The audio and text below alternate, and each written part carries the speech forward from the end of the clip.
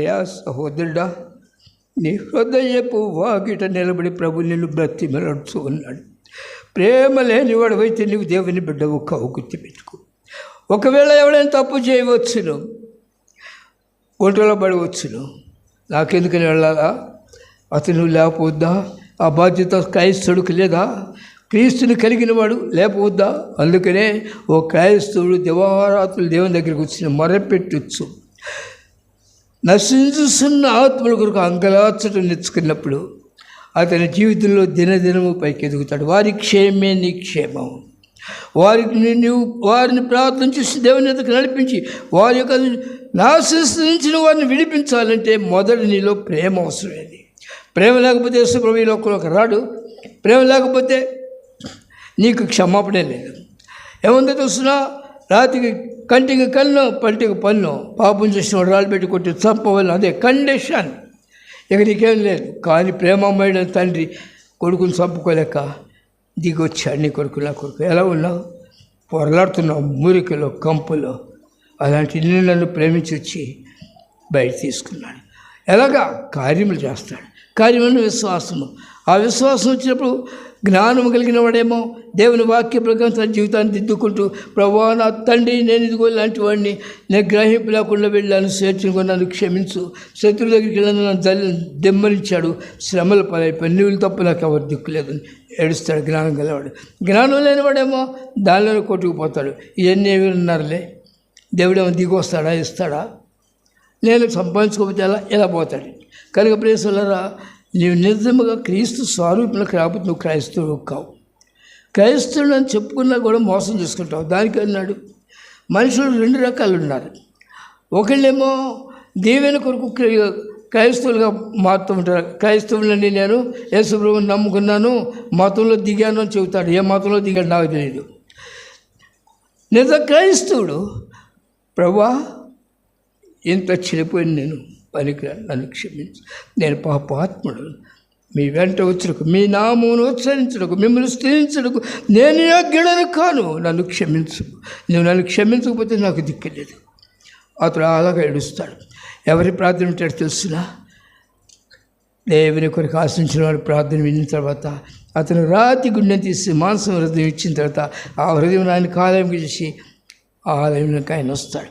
అదే ఆయన అంటున్నాడు, నా మందిరము సమస్త జనులకు ప్రార్థనా మందిరము. అక్కడ ప్రేమల స్థలంలో ప్రార్థన వస్తూ ఉంటుంది. దేవునికి సువాసనకరమైన ప్రార్థన ఒక క్రైస్తవుడు చేయగలడు. క్రీస్తుని కలిగిన వాడే ఆ ప్రార్థన చేస్తాడు. అయితే అందరూ ఆ ప్రార్థన చేయలేరు, వస్తారు.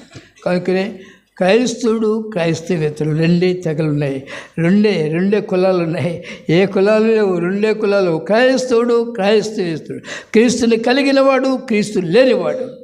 నువ్వే గుంపులో ఉన్నావో నాకు తెలీదు. నువ్వు క్రైస్తుడు అయితే శ్రేష్టమైన క్రీస్తు బిడ్డగా ఉన్నావు, అందరిని ప్రేమిస్తావు, అందరినీ కౌగిలించుకుంటావు, అందరి కొరకు ప్రార్థన చేస్తావు. ఎవరైనా దెబ్బతిని ఉంటే, ఎవరైనా శ్రమలో ఉంటే జాలి పడతావు, ఏడుస్తావు, నీ చేతనైనంత వరకు అతను సహాయం చేస్తావు. కానీ వీడు ఒకప్పుడు నన్ను కూడా అలాగే సావాలండి.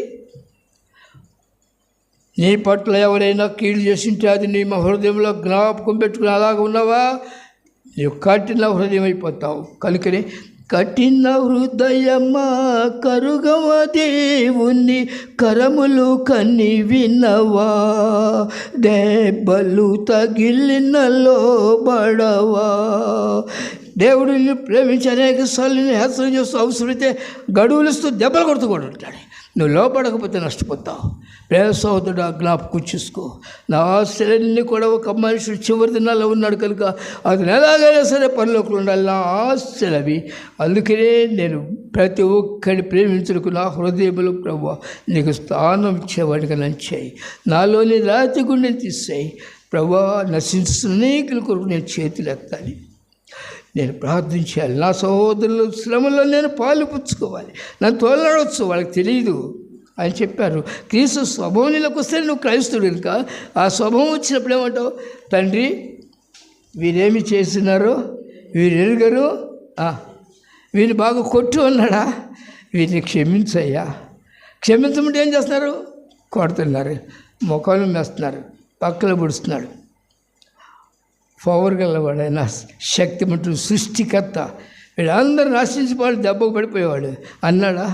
వీరికి తెలియదయా, వీరిని క్షమించు, అందుకే వచ్చాను, వీరికి తెలియదు కనుక వచ్చాను, వీరిని మీ ఎదుగు తీసుకురావడానికి వీరిని క్షమించు, వీరిని మరణం కానివద్దు, నా నిమిత్తం వీరి మీద మీ కోపం రానివ్వవద్దు.